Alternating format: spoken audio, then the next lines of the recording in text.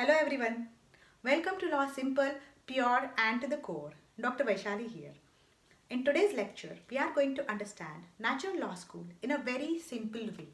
In my last two lectures, lecture number 2 and lecture number 3 on jurisprudence, I tried to explain same school, Natural Law School, with the help of certain slideshows and with the help of certain explanatory notes along with my comments. Today's lecture is for the sake of understanding this school.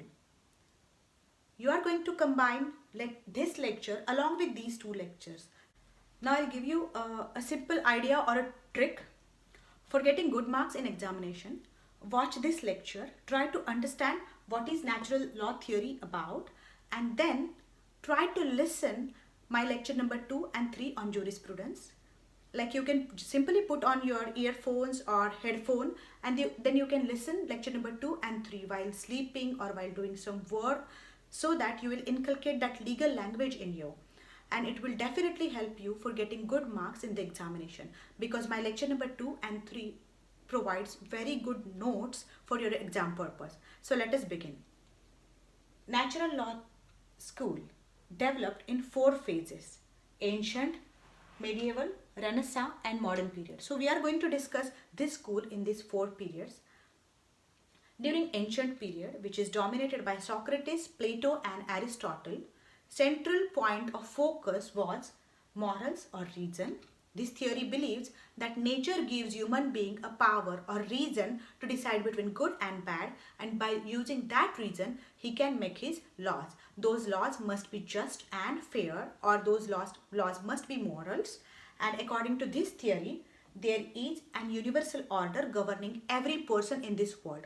So law will be same for everyone in this world. And second, inalienable rights of individual means you cannot transfer your rights even if you want to transfer your rights.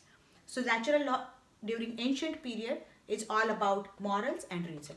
During medieval period, that focus got shifted from reason to religion, because impact of churches or impact of religious authorities was more during this period, and that's why that focus got shifted from reason to religion, and religion was equated with reason.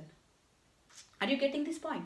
So Saint Thomas Aquinas and Saint Augustine, they provided for this phase, and they believed that God creates law for human being, and that law is provided in religious scriptures. For example, in Bible, in Bhagavad Gita, in Quran. So that law is provided in religious scriptures, and human being, he has to understand that law through these religious books. And if there is a conflict between religious law and man-made law, then in that case religious law will prevail. So religious law will be supreme law as per Saint Thomas Aquinas and Saint Augustine. So this is the medieval period of development of natural law school.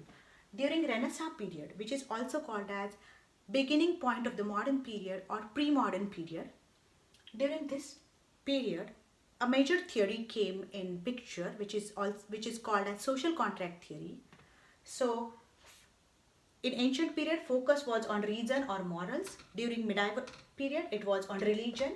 During Renaissance period, that focus got shifted to natural rights. Hobbes, Locke and Rousseau, these are the main philosophers or main jurists during this period of time. They provided for a theory of social contract, and they believed that social contract happened in 2 phases. In phase number 1, all the people came together and then they agreed to make a law for themselves. And then during second phase of social contract theory, these people went to a ruler and they formed a government, and that's why they decided that they will surrender their rights and government will protect people. So that's what happened in social contract theory. And there are 2 types of contract: contract between individuals and contract between individuals and government. So this is all about Renaissance period. During modern period, a very good change happened. There is Kohler, there is Stamler, there are some other jurists. They provided a very good thing which is still there in law. They provided natural law theory with variable content. It means they believed that yes, law should be moral, reason should be there behind law, the reason which decides between good and bad, but that changing quality of law is very important because society keeps changing and law has to change with society. So natural law theory with variable content came in picture. So earlier there was a universal law which is unchangeable, which will remain there and which will be same for everyone. And in modern period, same theory is provided with variable content. That law will change. Law will change as per the social situations. Law will change as per the social conditions. So that variable content is very important in law. And what is variable content? Is law should change. It should not be static. So that's it all about natural law school. Now you got a clear picture about this theory.